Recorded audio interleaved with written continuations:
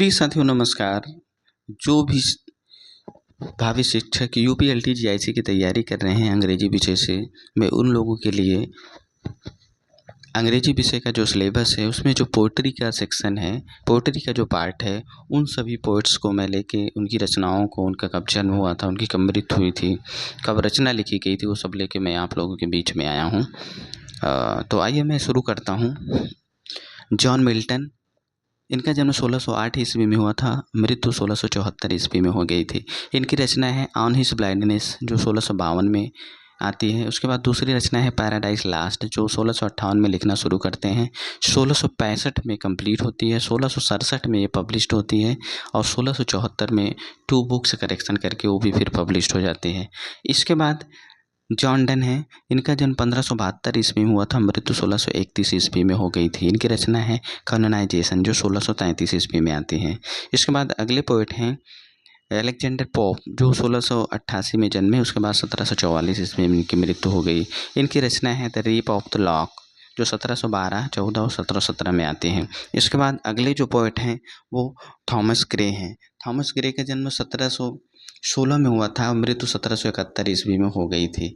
इनकी रचना है elegy written in a country churchyard, ये 1742 और 1750 और 1751 में आती है। उसके बाद विलियम वर्ड्सवर्थ हैं, इनका जन्म 1770 ईस्वी में हुआ था, मृत्यु 1850 ईस्वी में हो गई थी। इनकी रचना है टिंटर नेबी जो 1793, 98 और 1841 में आते हैं। इसके बाद अगली रचना इन्हीं की है the world is too much with us जो 1806 में लिखी जाती है और 1807 में इसको पब्लिश करते हैं। इसके बाद अगले जो पोएट हैं वो पीवी शेली हैं। इनका पूरा नाम है पर्सी बायसी शेली। इनका जन्म 1792 ईस्वी में हुआ था और मृत्यु 1822 ईस्वी में हो गई थी। इनकी रचना का नाम है ode to the west wind जो 1819 में आती है। इसके बाद दूसरी रचना है टू अ स्काईलार्क जो 1820 ईस्वी में आती है। इसके बाद अगले जो पोएट हैं वो जॉन कीट्स हैं। जॉन कीट्स का जन्म 1795 ईस्वी में हुआ था और मृत्यु 1821 ईस्वी में हो गई थी। इनकी रचना है odd on a Grecian earn जो 1819 में लिखी जाती है। उसके बाद ला बेल्डैम सन्स मर्सिए 1819-20 में लिखी जाती है। इसके बाद अगले जो पोएट हैं वो एले टेनिसन मतलब लॉर्ड अल्फ्रेड टेनिसन। इनका जन्म 1809 ईस्वी में हुआ था और मृत्यु इनकी 1892 ईस्वी में हो गई थी। इनकी रचना है ब्रेक ब्रेक ब्रेक। इसके बाद दूसरी रचना है यूलिसेस। इसके बाद अगले जो पोएट हैं वो आपके हैं रॉबर्ट ब्राउनिंग। रॉबर्ट ब्राउनिंग का जन्म 1812 ईस्वी में हुआ था और मृत्यु 1889 ईस्वी में हो गई थी। इनकी रचना है माई लास्ट डचेस और ये 1842 ईस्वी में आती है और दूसरी रचना है प्रोस्पिके जो 1869 में आती है। इसके बाद अगले पोएट हैं मैथ्यू अर्नाल्ड। इनका जन्म 1822 ईस्वी में हुआ था, मृत्यु 1888 ईस्वी में हो गई थी। फिर उसके बाद इनकी रचना क्या है कि डॉबर बीच जो 1867 में आती है और दूसरी रचना है मेमोरियल वर्सेस, ये 1850 में आती है। इसमें 74 लाइन्स हैं। इसके बाद अगले जो पोएट हैं वो W.B. ईट्स हैं। इनका फुल नेम है विलियम बटलर ईट्स। इनका जन्म 1865 ईस्वी में हुआ था, मृत्यु 1939 ईस्वी में हो गई थी। इनकी रचना है द सेकेंड कमिंग जो 1920 में आती है। उसके बाद दूसरी रचना है सेलिंग टू वेजेंसियन जो 1928 में लिखी जाती है। इसके बाद अगले जो पोएट हैं वो हैं T.S. एलियट। इनका जन्म 1888 ईस्वी में हुआ था, मृत्यु 1965 में हो गई थी। इनकी रचना है द वॉस्टलैंड, ये 1922 में लिखा जाता है। इसमें 5 पार्ट हैं, इसमें 434 लाइन्स हैं।